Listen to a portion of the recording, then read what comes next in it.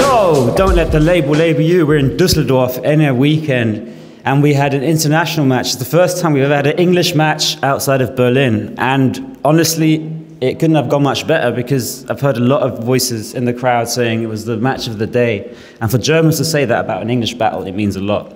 So I'll start with you, Unan. It's your third time in Germany, third time battling for our league. First time out of Berlin, a little bit of smaller venue, but still as packed, still, you know, kind of a cool pit atmosphere. How would you compare it to your last two visits? I mean, obviously, yeah. I mean, like Berlin had the larger crowd, but like, they were kicking up energy in there today, man. So it didn't feel like a small crowd or anything like that. And yeah, to be honest, man, obviously, we're rapping in English. I maybe didn't expect as big a reaction as I got for some of the bars. So it was great all in all, man. And yeah, it was. I knew it would be slightly different in a more like, a different region of Germany and all that sort of stuff. So, but I just wrote bars and hoped they liked it. You know what I mean? And they seemed to like it. So it went down well, man, for sure.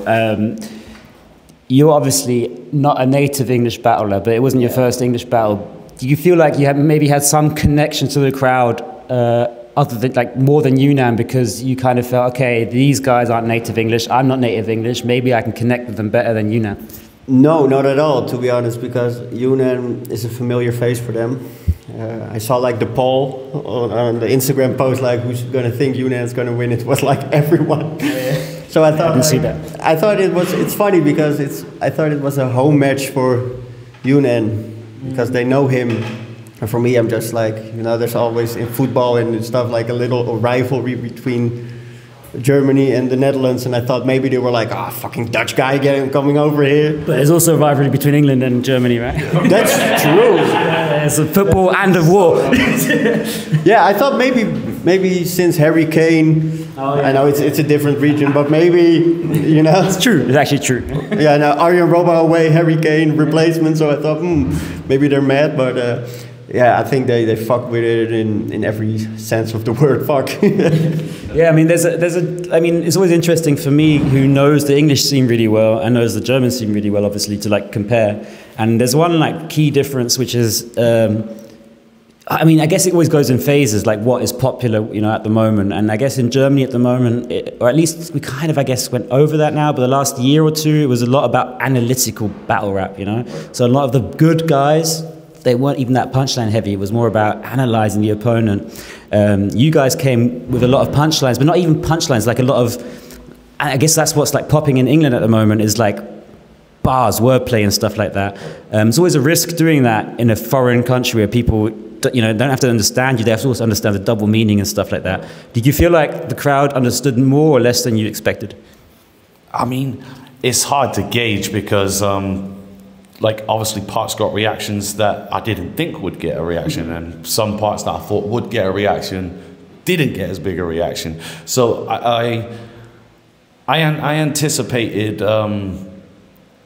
Sorry, just repeat the question. Yeah, just like, did you expect to get like, because it's so bar heavy and like wordplay heavy, did you write kind of a little bit with it in mind with the crowd, or did you say I'm going to write like it was in England? So, like, I was actually speaking to Hanno, and I was saying to him that, like, I wrote things that I thought that are kind of universal references. So, like, if you do a Toy Story bar, the chances are Germans are going to know Toy Story. They're going to hear Buzz Lightyear or something like that. They're going to know, right?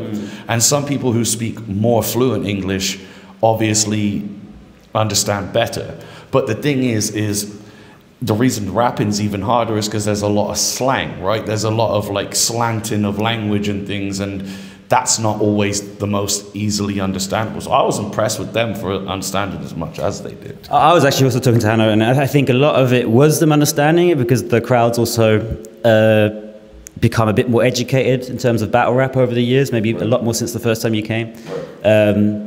But I also think you have a certain way of like delivering your punchline, so there's no room for interpretation. People know it's the punchline just because you build it up and you pronounce it the right way. So I think even people that didn't understand what you're saying, they're like, fuck, that it still hit, Is that, that's obviously a craft you've been working on for like, I don't know, I mean, I think you and I battled almost at the same event the first time, right? It's like, you've been in this for like 15 years, 16 years? I battled since 2008. Which is what now? That's like a long, long time ago. I think that was about the same year I battled as well. Do you think all those years of experience made you more comfortable with saying, I don't even care if these people understand what I say. I've got so much presence, so much experience that I'm going to rock it, even if they don't understand a word I say? I definitely thought, like, you know, if it's going to be a maybe be a factor that they don't understand as much of the wordplay as I want them to, I'm gonna sell it like it's diamonds. Do you know what I'm saying? So I'm gonna sweat, I'm gonna, like, you know, and just add that intensity to it, because I like to do that anyway. It's kind of aggressive rap is just my thing. But, like, you know, yeah, it's just one of them, man. Like, it went better than I expected it to go. I think a lot of Germans, you know, they reacted, and then it's probably even better when they watch it online, because like, oh, it didn't just sound good, it actually had some fucking good wordplay in it and stuff. Right. I was really, really impressed with some of the wordplay you had as well. I mean, both of you, I think, had wordplay and bars that went over people's heads. And one thing that impressed me from both of you as well, specifically from you because it was your second language, is how much you freestyled and like how many flips and rebuttals you both had, almost every round, right? Yeah, it's funny you mentioned it, because at first I wasn't comfortable enough to do a flip. I thought, like, maybe I shouldn't, because in the Netherlands some of the flips you can get away with, because a flip usually is like a more simple bar than a written punchline. In the UK I did a flip every battle and the crowd exploded. But Yunan started with like a freestyle bar about my shirt, and I was like, okay, you want to get a flip? Here's 4. like fucking hell. But yeah, I love the crowd, and yeah, the things you said about people not understanding, I always write, I say, in layers. Like, I want people to, even if they saw the battle online and they do like a rewatch, they discover new things like every time they watch it. So I had to balance, like, I know this one will get reaction, now let's put in a few for the people at home. Because I don't do it for like the German crowd. Because I have to say, before Quill battled Hollow the Dawn, I didn't even know about your league. So I wanted to make it appealing for the people from the UK, from like around the globe, because everyone speaks English. Also to make it like a good flyer for your league, like, whoa. You know, so not just for the German people, but for everyone appealing. I've been talking about how long he's been in the game, but actually, Pamphlet's battling tomorrow, for everyone who doesn't know. And the first battle I ever saw from Pamphlet before he even stepped into England was in a Dutch league, right? And apparently you battled that exact same event. So you've been around. My debut. Okay, so you both debuted. So you've been around as long as Pamphlet. So like, explain, you know, the Dutch scene is something quite new to all of us here in Germany. You know, we're close to Holland. I didn't really know much about a Dutch battle league. How extreme is it? Like, how progressive is it? How would you say it's in a good state at the moment? Would you say it's kind of died down? It fucking died like last year. Really? And really? I don't want to throw too much dirt on like the host or the boss. The host was, sorry, wrong word. The host is a great guy. But the guy who runs the league, yeah, he did people dirty, and like everyone who had critique on him got kicked out, and that's how the league died. He's basically Donald Trumping the whole league. Or? Yeah, like Donald Trump and Zelensky, like yesterday. But the Dutch league, at a certain point, Disaster was a judge. He couldn't understand a word, but Disaster was like he was judging performance and Dutch battles. Dutch battles. They were like, let's flex on everyone, let's get Disaster as a judge. But it was great because he couldn't understand what people saying. He could focus more on their performance and presence, and he was judging that element.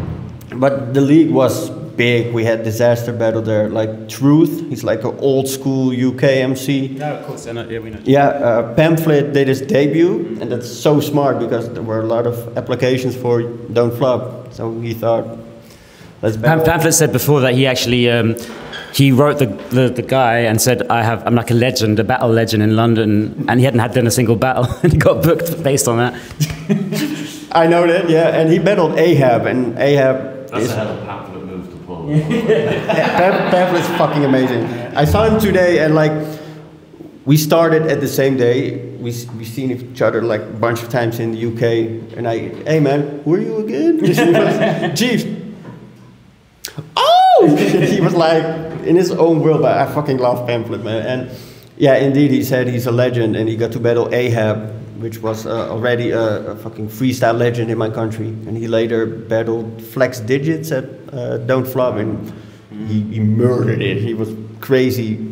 So he didn't battle at Don't Flop for like 10 years or 8 years. And when I did my first battle, said, "When's Ahab coming back?" Like the first thing he said, like, "Bring Ahab." Yeah.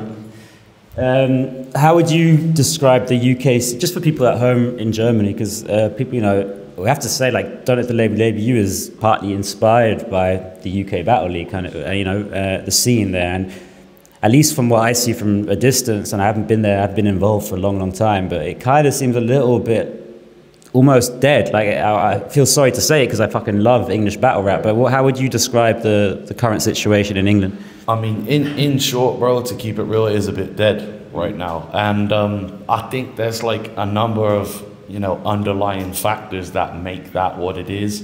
But I won't go into that for political reasons. But I think it's just because this person can't get on with this person and this person. And, you know, that's not good foundations to build things on, is it? You know, if you're trying to do the hip hop thing, then remember it's about hip hop and not about some bullshit, you know?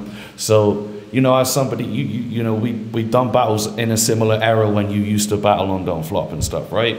So it's very different to back then. It's not the same, like, large scale events and stuff anymore. Battles are getting like less than half of the views of what they, so I'm not sure what needs to be done right now, but it is a little bit of a sad situation for UK battle rap. Not to like come here to another country and be like, you know, UK battle rap's fucked. No, we all have respect for UK battle. We love it. No, we love it. We're not gunning it. Yeah. It's true. It's true. At the end of the day, where a good battle used to standardly get 100,000 views, it's struggle to break 10,000 now. And I think that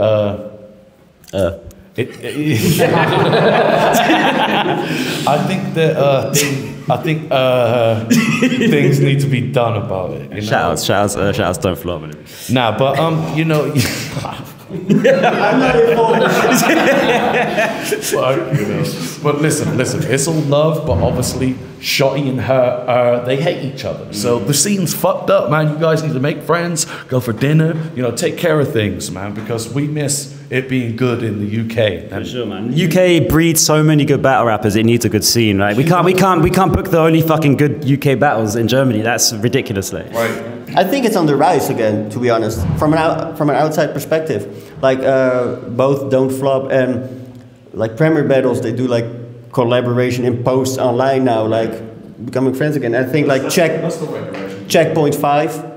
The last Don't Flop event, the Premier Battle events, they do now like a collab event with the Nigerian League, and I think they're like, and a lot of new battle MCs with like a good mind, like Gas Buff and like the new generation. I think there are a few jewels in there that can. Definitely. That's one thing I've always loved about battle rap, is that it really brings so many cultures, so many different people, all walks of life together. And that's, I guess, one little thing that I find a little bit of a shame about Germany. We love our scene here. It's huge, as you guys have seen, right? It's a great, great scene. But it doesn't connect with the rest of the world because it's German, right? So that's why it's so valuable for us to have you guys come here and, you know, show the people how it's done. Show it is different. Like, people didn't even understand everything you said and still really appreciated your performance because it is a bit different. I guess there's a different culture everywhere. And that's why it's very valuable to have you guys here. And I really, really appreciate it. Yeah.